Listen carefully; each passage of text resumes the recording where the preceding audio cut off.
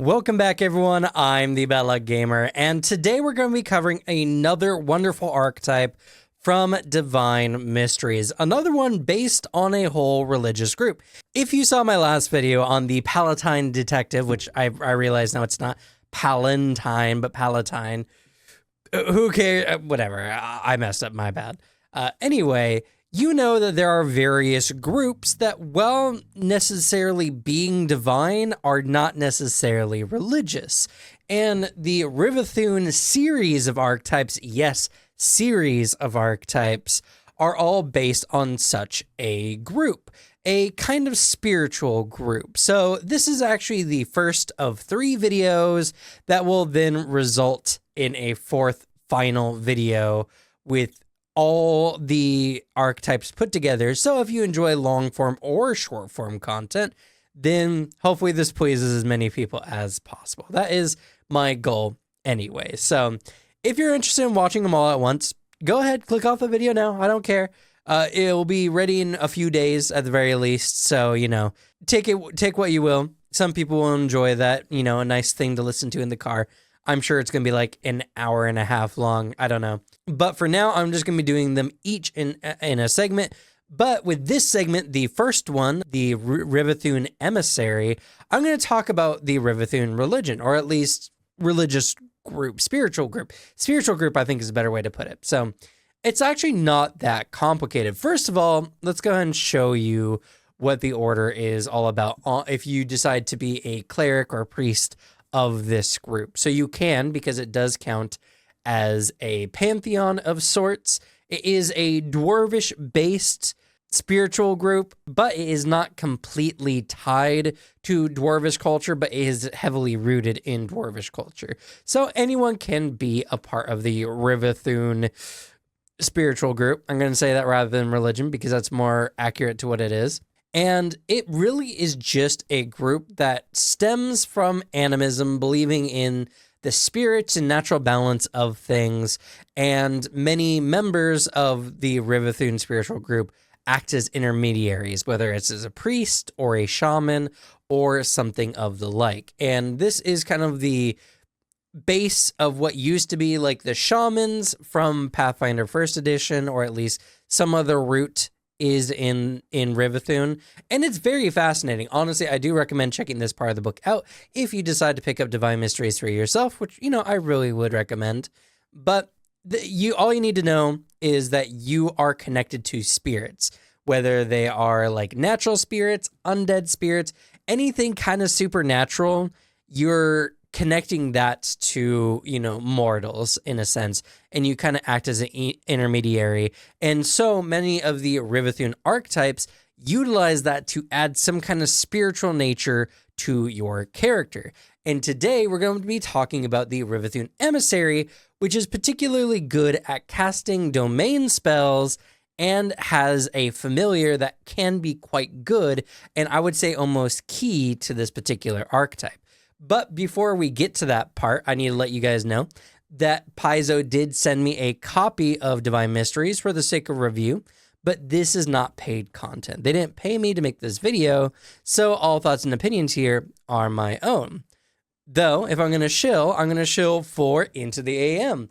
So Into the AM has provided me with a bunch of shirts at this point, and they're really nice. And I know some of you have already gone out and bought some shirts, and I just want to let you guys know that there is an insane deal going on between now and December 8th, where you can get up to 60% off on most things on their website. So if you want to get some really cool deals, you can go there. But I do recommend using my link down in the description below, because not only does that tell them that I sent you there, but you get an additional 10% off. So whatever your discount is, an additional 10% on top of that is really good. So if you want to get some really nice shirts, similar to the one showing in the ad up over here, I really recommend checking out. This is actually my favorite one, but unfortunately the graphic is on the back. So I'm going to show you guys real quick, and then we're going to get on with the video. Was that good? I don't know. It probably looked really weird, but I really like this is the Magical Brew shirt. So, you know, if you want the same one, It's Magical Brew. You can find it on their website. I really do like this one. I'm just sad that the cool graphic is on the back, but you know, what can you do? Anyway, let's go ahead and get on with the video finally. So, the Rivethun Emissary, what is it? I kind of already mentioned, but you get a major focus on domain spells and a familiar, but this one also has some nice magic abilities added on top and some very interesting roleplay potential. I would say the Rivethun Emissary is really good for any character that is already prone to using a familiar and you want to boost some of your magical abilities, kind of getting some divine spells on top of everything, or maybe even potentially a martial character who wants to diversify their kit a little bit by getting some good innate spells. There are some really good domain spells out there that can be really good for martial characters as well, so something to keep in mind. And you know what? Familiars are just really good, and they can be helpful for all kinds of characters. But let's go ahead and talk about the archetype itself. So there are actually two parts to this archetype, but let's go ahead and talk about the basic part. So when you must be associated with Rivethun, at least for access purposes. That is mostly a Pathfinder Society thing, so you don't need to worry about that. But this is also uncommon, and this is kind of one of the more valid uncommons I've seen amongst archetypes that Pathfinder gives, or Paizo gives out, and that's because this one revolves completely around entreating with spirits. Entreat, bond with spirit is what it's called, is kind of like a major thing in this, and so there's could be some major story implications for that, and a lot of this can be a little finicky and some of the wording can be a little weird. So I will say that the Emissary does have some pretty narrative parts to it that need to be addressed by the GM or completely written off. And we'll get to that here in just a moment. You also need to be trained in diplomacy and religion. And when you select this dedication, which is a level 2 dedication, you become expert in both religion and diplomacy. That's actually pretty big. Many archetypes out there give you 1 or 2 skill proficiencies, but not many of them make you expert, which is actually really good. Higher level proficiencies are somewhat hard to get in Pathfinder, and in a game that has such a tight window for getting skills for characters, I mean, once you get out of level like 7 and beyond, your number of max level skills gets smaller and smaller, unless of course you're a rogue or an investigator. So this is actually a pretty good feature. You also get the bond with spirits activity, and you gain a focus spell called Intreat Spirit. We'll get to the focus spell in a bit, but let's talk with bond with spirit, as this is kind of a more prominent part of the dedication. And before we get to that, any spell casting you get from this particular archetype, 1, you become trained in spell casting and spell DCs, and your spell casting for your Rivethun spells specifically uses wisdom as your key attribute. So that's something you very much want to keep in mind for those who, like me, like to dump their wisdom. So you want to have a pretty decent wisdom if you plan on using any of the domains that really rely on saves or attack rolls. I actually prefer a lot of the domains that just give buffs, because then you don't have to worry about that kind of stuff. But anyway, on with Bond with Spirit. So Bond with Spirit is a very weird part of this. Now, the idea behind it is you bond with a spirit or the very land itself. And through this bond, you get essentially features through the rest of the archetype. At this point, it doesn't do much except for the focus spell Intreat with Spirit, which we'll talk about here in a moment. But the part of this I don't like is there's this strange wording, and it's towards the end here that says, you must be bonded with a spirit in order to entreat with spirit, or at least cast Intreat with Spirit. Anyway, so it is weird because the ability is called Bond with Spirit. And so this part could mean, linguistically speaking, you must have used your feature, or you must specifically be bonded with a creature. And an extra kicker here, when it's going through what the ability is about, nothing here states that the creature you need to bond with must be a spirit. But I would say many of the features after this point really don't work unless it's a spirit of some kind. And so this is the part that is weird. Now, narratively speaking, I understand that, like, maybe this is supposed to be a spirit, but if it's with the very land itself, aren't you communing with the spirit of the land?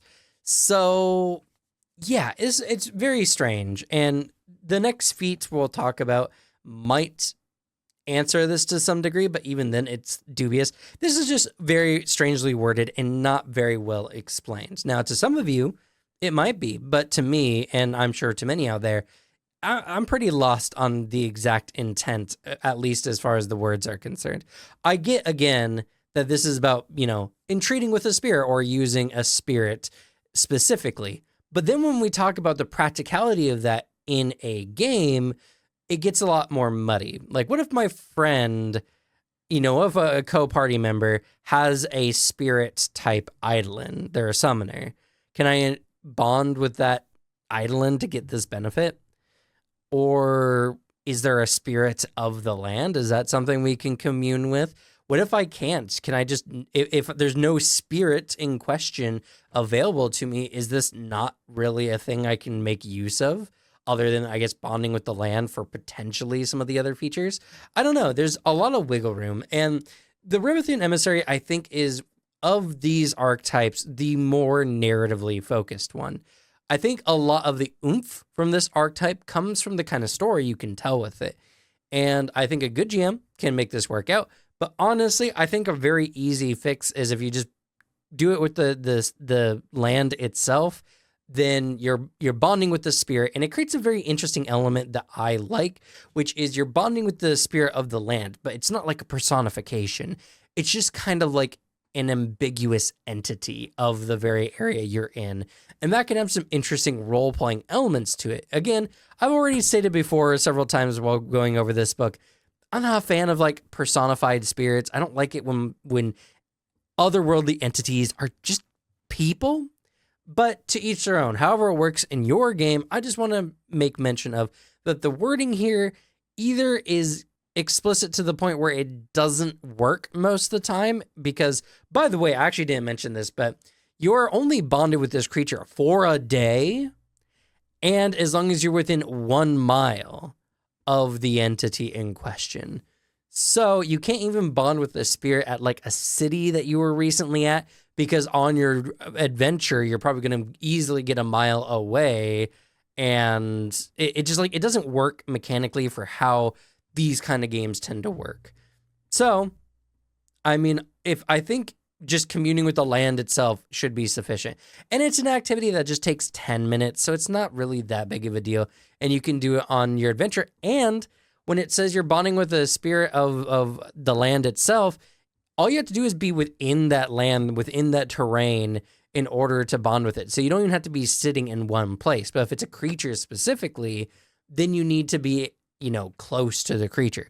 So it's very interesting. And let's go ahead and talk about the focus spell before we get on to the rest of the archetype. So we have Intreat Spirit here. It is a singular action, and you can see here again that requirement that you must be bonded with a spirit. So again, that weird kind of terminology. If I am to believe what's being read here, it must be a spirit, in which case, does the land count as a spirit? I don't know. It's whatever. I've gone over this.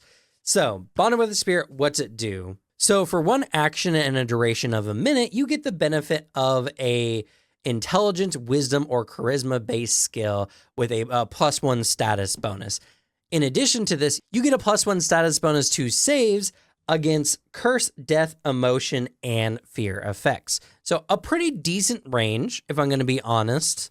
And the bonus to skill checks is genuinely pretty good. Mostly, I'm sure this is going to be used for recalling knowledge in combat, but outside of combat, you got that focus point. You're doing some kind of investigation. Pretty easy drop, if you ask me. So for a singular focus point, pretty good. And this does heighten to some pretty great effects. Getting to a +2 at 4th rank and a +3 at 8th rank. That's a pretty solid bonus for whenever you need to make a recall knowledge check, typically. But there are some situations like doing intimidations in combat or bon mot or some other kind of feat, that these skills can be beneficial to you and your party. And as well, perception is technically a wisdom skill, and thus this can be great for perception checks as well. So I really do like this one. It has a lot of good narrative purpose, but this isn't the most combat savvy focus spell. There is a better one for combat a little bit later, but just know that if you're getting into the Rivethun Emissary, you're going to be doing a lot of talking and a lot of other kind of mental skill stuff. So this is for a very particular kind of character. And while I think it's really good, I think there's a lot of really interesting narrative bits to it. And this can be a really cool character. Not just anyone could pick up the Rivethun Emissary, but there's some really cool feats here, and let's go ahead and get talking about them. So the first feat here on this list is Emissary Familiar. So Emissary Familiar gives you essentially a amped up familiar that has 2 additional familiar abilities. One must be the unique Synchronized Spirit Master ability. Now, if you already have a familiar, then you get enhanced familiar. But if the wording of this is to be read correctly, that means if you have a base level familiar, you not only get the effects of enhanced familiar, but an additional 2 familiar abilities. Because if you didn't have a familiar, then the second bit of text here wouldn't make sense. So this just gives any familiar essentially 2 free familiar abilities. Now, even if we were to take the guaranteed Synchronized Spirit ability out of the equation for the sake of like getting a unique familiar, that's still really, really good. And I should also mention at this point as well that you get, in addition to all the feats of the Emissary, you get the Enhanced Familiar feat and the Incredible Familiar feat as additional feats as well. So this is technically a familiar-based archetype because you can use these archetype feats for familiar abilities, whether your class gives you one or if you're using free archetype, which I recommend everyone does. This is a really good way to get a pretty good familiar for not using your class slots. So honestly, I think this is really cool, but what makes it even better is the familiar ability, which you probably already read at this point. So Synchronized Spirit allows you to, once per round, sustain, which I don't know what that means because it's not an ability, but whatever. You take the sustain action and you synchronize with your spirit, becoming part spirit yourself. Any spells you cast or strikes you make, as long as they don't have a duration and they do their damage instantly, can have all their damage converted to spirit damage, which is amazing for spells like Fireball that might be not so good against like a demon you're up against, but hey, turn that into a spirit ball and boom, you now have the ability to damage them pretty easily, even if they have fire resistance. And if you're a martial character, one action to give yourself spirit strikes, which can be really good as there are a lot of creatures out there with some kind of physical resistance. So this is actually a pretty insane ability, and all it costs you is one action to do so every round. So I think this is a really good familiar ability, and this is on top of the fact that you get a familiar if you didn't have one, and it has an additional other ability besides Synchronized Spirit, more than like a base familiar would, or an enhanced familiar with another 2 abilities on top.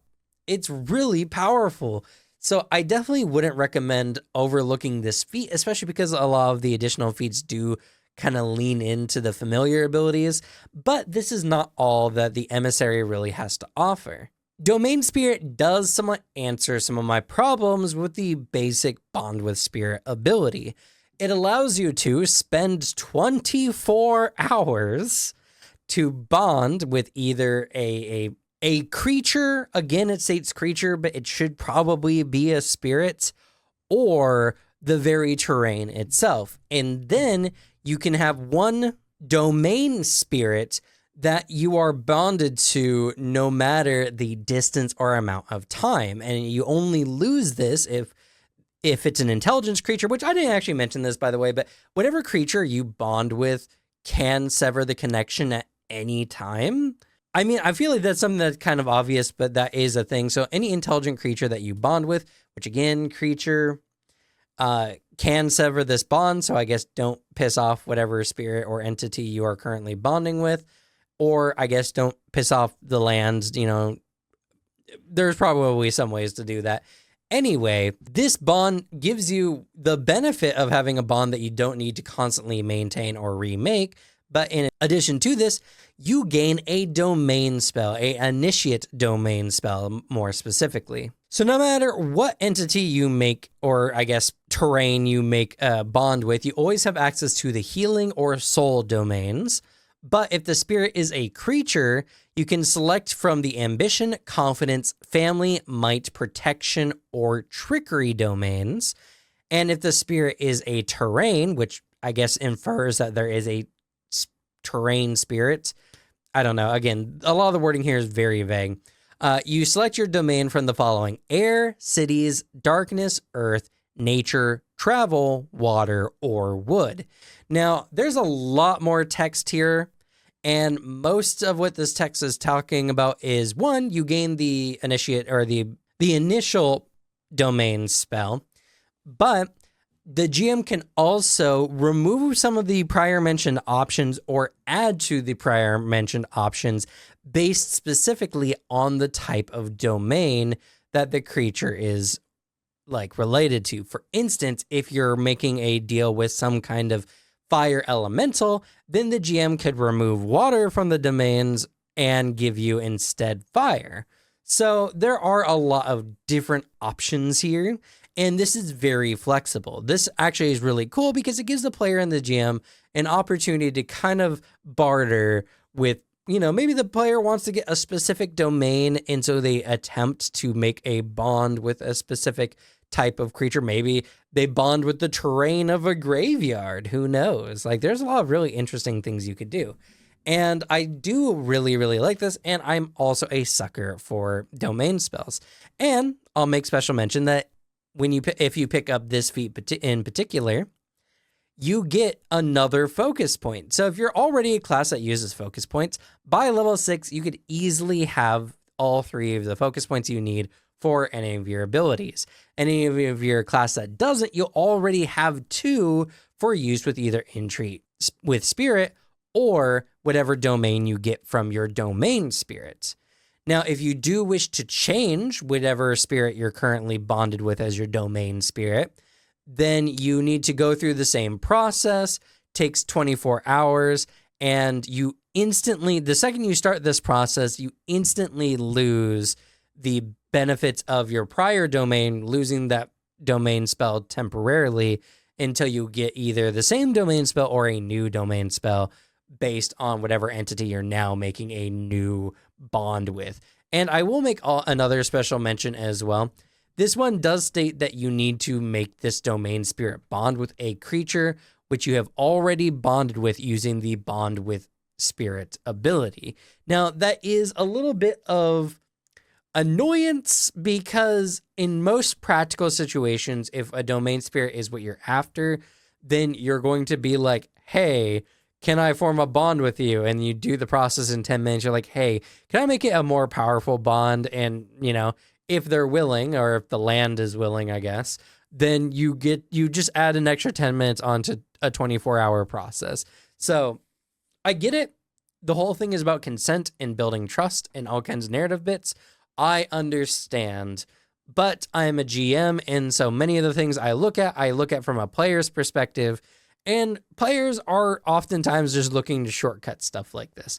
So, not that they don't want to have the story bits, but when they're in need of power, they want to get to that power as quickly as possible. So, I do like this. And again, all the way up until this point, up to level 6, we have so many options for all kinds of role play potential, all kinds of bonding with spirits. I can see the witch being really, really good as a Rivethun emissary, especially with the Pact Broker Witch, the new one added in this book, which I'll talk about in a later video. So there's just a lot of opportunity for all kinds of roleplay stuff. And I'll let you guys know now, even though this bit has taken probably a half an hour or close to half an hour at this point, this is the most complicated and the most wordy that this particular archetype really gets. So we're through the hard parts. Now the rest of the feats are a lot easier. At 8th level, we have the option to pick up kaleidoscopic entreaty, and what this one does is actually enhances our Intreat with Spirit focus spell. Yeah, this is a very unique spell shape because it's a spell shape specifically for the use of a very specific focus spell. So a spell shape that essentially makes our Intreat with Spirit 2 actions rather than 1 action. Hopefully the benefit is good, and I would say it is. So when you use this spell shape, you kind of create a dazzling display and a 10-foot emanation around you when you use Intreat with Spirit. So not only are you going to get a special benefit to, one of your mental-based skills and maybe get a bit of resistance or a bonus to your saves for any negative effects that the enemy might do, either a curse or something like that. But you get to dazzle a bunch of enemies around you, needing to make a fortitude save against your Rivethun Emissary spell DC or your class DC, whichever's higher, which I'm really glad they give this option because honestly, I don't think your Rivethun Emissary DC really increases. So unless you're already a spellcaster, you're mostly going to be relying on your class DC at this point. And the fact that this could blind a creature for a round and dazzle them for a minute on a crit failure makes this pretty good. Am I going to say, yeah, this makes Intreat Spirit really good in combat? Not really. But if you're going to do so anyway, or if you just manage to find yourself surrounded by enemies, it's not bad. Now, it does say creature, not enemy. So you do have to be careful. You can blind your allies with this ability. So, tell them to avert their gaze, I guess. But this is a pretty solid ability, especially if you're a martial, because this gives you a ability to hinder the enemy's ability to hit you in melee combat if you just happen to find yourself surrounded. Especially because even on success, this will dazzle the creatures at least for 1 round. So that's pretty solid. And on failure, being dazzled for a minute is incredibly rough. So I'm going to say that this is a pretty good one. Kaleidoscopic Entreaty is a pretty decent feat, if you ask me. Also at level 8, we have Rivethun Devotion. This gives you 2 second-rank divine spells that you can use as innate spells once per day. See the Unseen and Spirit Link. Now this is generally pretty handy, and you get to heighten Spirit Link if you go up in proficiency with your religion. If you get to Master in your religion, you heighten Spirit Link up to 3rd rank, and if you get Legendary in religion, you heighten it up to 4th rank. Unfortunately, we don't get to have the higher level See the Unseen where we can just have it for longer, but both of these spells are kind of useful. Honestly, a little bit on the more situational side, if you ask me personally, with Spirit Link being a little bit more frequently used depending on what kind of build you're going with.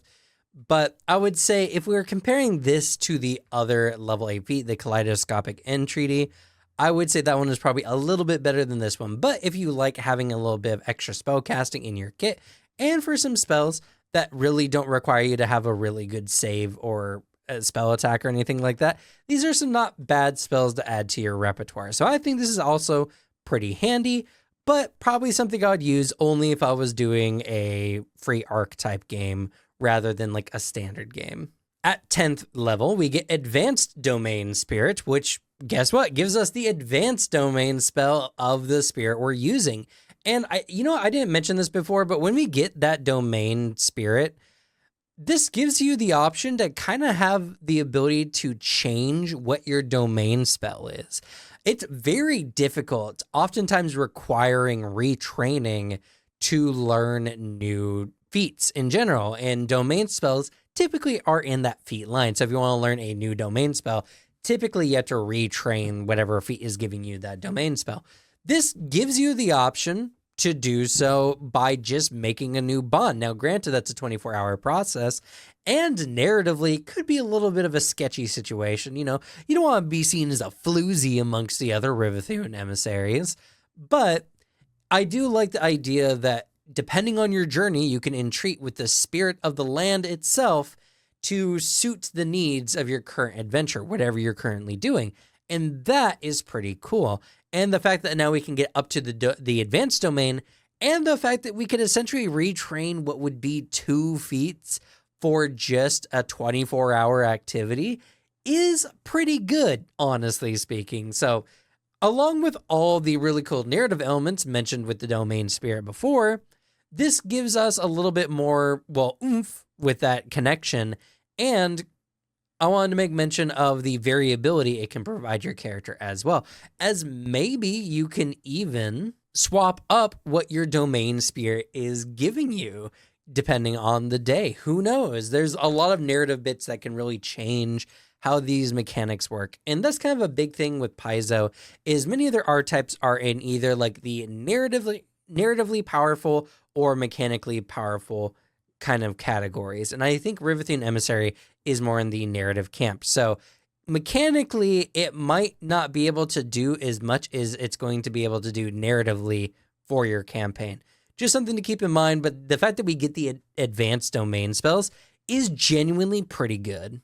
Now, level 12, we actually get one of our more potent abilities, but again, another more narratively based one, and I do have a little bit of problem with how long it takes. So we get Consult the Spirits. Now, Consult the Spirits is really good because it allows you to consult the spirits, which can be very handy because you essentially commune with the spirits of the world itself to give you some kind of hint or clue or guidance on events to come.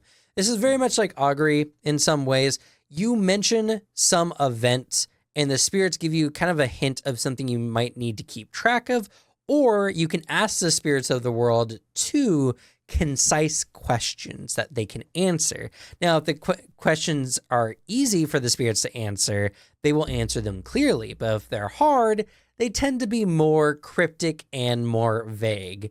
So, and if you are just asking for general guidance, they do tend to be a little bit more on the vague side as well. No matter what kind of question you ask, though, you get a +1 status bonus to a skill of the GM's choice based on what the spirits think would be helpful for you for that day, which is kind of cool. And that can be an indirect hint from the GM on things to come. So I like this because it gives the players some meta knowledge on things to come, but in a way that is not good enough to necessarily foil a GM's plans, but to give the players the right nudge in the right direction, which is an excellent tool. I absolutely love this. The part I don't love is this takes an hour to consult the spirits in this way. Now, in a lot of situations, I can see this not really being a problem. You are on your adventure, you got some breathing room, you know something's up, and you're like, hey, I want to see if I can like consult with the spirits about this. And your party's like, yeah, sure, go ahead, wait, we can wait an hour, it's fine. But having the rest of your group wait an hour can lead to a lot of problems I've found in my personal experience. And unless it's a situation where waiting is beneficial to everyone else, you might get some players who get a little restless in that time, narratively speaking. I know there's a lot of situations where time is just kind of fake in TTRPGs. And so people are just like, yeah, we wait an hour. Boop, it's been an hour. No one actually had to wait that amount of time. But narratively speaking, I've seen it have some clashes with how certain players like to act.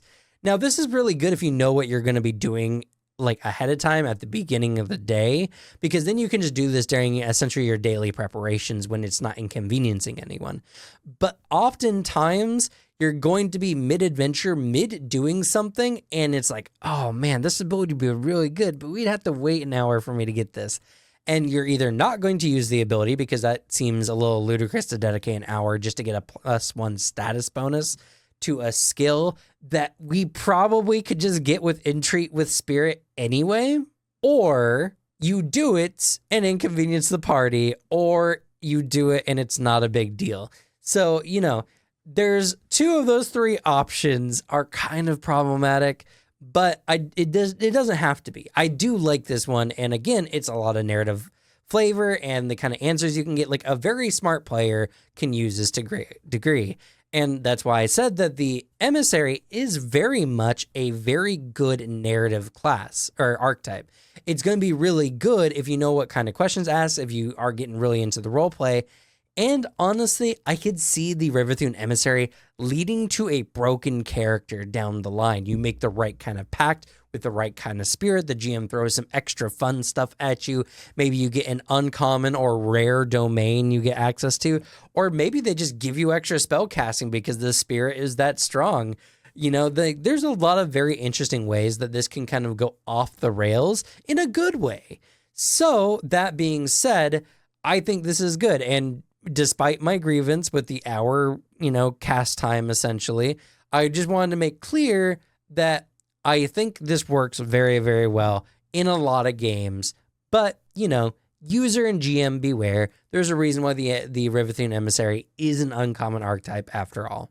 Next up, we have Manifold Conduit, another level 12 feat, and this gives us another focus spell. This one is Entreat the Many, and all the spirits you've bonded with up until this point erupt around you in a vortex of spiritual energy and a 10-foot emanation, dealing 8d8 force damage to each enemy creature in the area, so it doesn't hurt allies. Very, very good. With a basic fortitude saving throw. And any creatures that critically fail this check are automatically knocked prone while taking double damage. And this focus spell heightens every level for an additional d8. Now, this is already a 6th rank spell, so it's not going to get that much more powerful, but 8d8 force damage is pretty good even, as we pick it up. So yeah, a pretty decent attack focus spell that, could have some very big, narrative consequences. I mean, imagine you're entreating with a spirit of the land that's being corrupted by some tyrant, and now you get to utilize that spirit itself to damage and take back the land. It can be really, really cool. So not only is this mechanically good, it's also force damage, which is nigh unstoppable, but it can have some very powerful narrative elements, making this pretty much an ideal feat in my eyes. Next up, we have a Rivethun Adept, but there is a slight error with this one in the requirements. It says you need to be a Rivethun practitioner. I don't know if that means you need to have the dedication or you need to have Rivethun devotion. I'm assuming Rivethun devotion is what it's referring to because this is essentially the upgrade of that feat in particular. So you need to have Rivethun devotion as the requirement rather than practitioner. And this gives you 2 more divine spells. It gives you spiritual guardian, not spirit guardians, spiritual guardian, and speak with stone. Now, speak with stone is actually really, really good. If you know how to use it, speak with stone is actually really, really good narratively speaking. But spiritual guardian is insanely good, but something that's only good if you are a spellcaster. I mean, if you don't know, Spiritual Guardian, I'll just put it up here. Spiritual Guardian essentially just lets you have a 120-foot spell attack range on the battlefield. Pretty good. Or the ability to defend an ally and have a spirit just absorb 10 damage from an ally before all other damage. It's really good. It's a very powerful spell, honestly. And you don't need to have particularly good spellcasting to use the Guardian aspect of the Spiritual Guardian. Now, if you do get up to Legendary Religion, then the Spiritual Guardian gets up to 7th rank rather than 5th rank. But we get 2 more innate spells, which is pretty good, and something, honestly, that I think, these ones in particular, I think are really, really good. And so if you are going the route of wanting some spell casting, I would say picking up Devotion before getting to Adept is actually worth the extra feat pickup because these are both bangers of divine spells. And we essentially have the capstone feat left. But before we get to that point, I want to ask you guys too, if you're enjoying the content, leave a like. Now, that's not just for my video, but any other videos you're finding on TTRPGs out there, as we need to show people, we need to show the algorithm that people are interested in TTRPG content, and that means interacting with the algorithm. So leave a comment or leave a comment saying I'm a big doo-doo head, whatever you do, dislike the video, leave a nasty comment. It doesn't matter.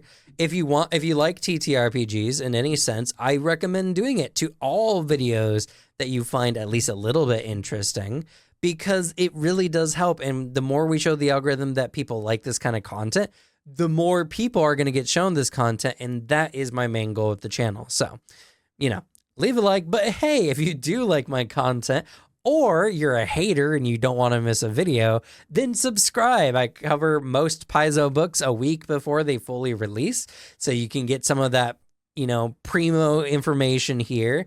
In addition, I cover other tabletop content as well. So if you want a very well-rounded TTRPG channel that doesn't really cover Dungeons and Dragons, but pretty much everything else, then I recommend this channel for your subscription. Anyway, shilling aside, let's go ahead and get to the final feat of the Rivethun Emissary. The last feat is a bit of a doozy. It's called Emboldened with Glorious Purpose. I love the name, and it does a lot. Let me bring it up over here from my notes, because I need to have it front and center. It does a lot. So when you use Consult the Spirits, which is that feat I mentioned before that we got at level 12 that allows you to ask kind of a vague question or something, you get more out of it. So now you gain a +1 status bonus to will saving throws until the next time you make your daily preparations. And this bonus increases to +2 against any kind of emotion or fear effect. So you just embolden your mind as, speaking with the spirits is super cool and you get super jazzed and nothing can tear you down. I like the narrative implications for this. And I think there could be some very fun character quirks built around this particularly, though it's a level 18 feat. So this is not going to be something that you're going to be making a big part of your character unless you happen to be playing in a high level campaign, like a high level campaign. Regardless, pretty cool, but that's not where it ends. In addition, we get 3 boons that we can use once each. First, we can roll a will save twice and take the better results. We can roll an attack roll twice and take the better results. And hey, the last one is we can roll a skill check twice and take the better result, though this skill check must be the skill that the spirits gave us that they thought would be handy on our adventure. So the last one is kind of, depending on your character, may be good, may not be good, but the first 2, that's killer. So one ability, we get all this on top of another once per day feature that just buffs us. If we're going to consult the spirits anyway, this just happens when we do that. And so there's really no reason not to take this one, because Consult the Spirits, 1, can be narratively really handy and very useful, but 2, just getting a +1 status bonus on our will saves, just a bonus to will for the rest of the day, that's insanely powerful. You're going to want to talk to the spirits just for that. And the ability to roll 2 will saves or attack rolls is really good. And if we just happen to be a skill monkey, or the skill in question just happens to be one that we're particularly good at, getting to roll one of those twice and take the better result is also insanely good. So Emboldened with Glorious Purpose, not only having such a cool name for a feat, is also a genuinely pretty cool feat. So that's the Rivethun Emissary. This was a bit of a longer one because a lot of these feats kind of needed a little bit more talking about, and you can already see why. If I combined all of them, that would have made for an outrageously long video. This one is already pretty long, but hopefully I was able to provide some guidance for you if you decide you want to add this to your character and you want to talk to your GM about it. Heck, send this video to your GM if they're confused really on how this is supposed to work, and maybe this video can elucidate some of that. Granted, they're going to want to sit down for, a 50-minute video, but sorry, I talk a lot. This is a pretty cool archetype. I think this one is right up my alley. I'm a much more narratively focused player anyway, and many of the mechanical benefits are pretty good as well. And I do genuinely think that this could be used on many styles of characters. This is not a combat archetype. This is a narrative archetype. So if you have a very combat-focused character, this can really round out the narrative aspects of your character, making them have literal connections with the story. You could become very plot relevant with the Rivethun Emissary, and the religion itself is pretty cool, or the spiritual group, as I said before. Anyway, so this is a very interesting archetype. All the Rivethun archetypes are very interesting. So this here is where we end this video, but when I go back and edit, this is going to be the start of the next part. So, hopefully you enjoyed the video. stay tuned if you are looking for the longer video. I don't know why at this point, since you already got the longest part out of the way, but you know, whatever. Let your friend know who likes to listen to long podcasts that a longer video is in the works, I suppose. And yeah, I'm looking forward. The next one is the Rivethun Invoker, and finally the Rivethun Involutionist, which is a very interesting word. I still don't know what it means. Anyway, thank you all so much for watching. Good luck with your games. Leave the bad luck to me, and I'll see y'all next time. Bye.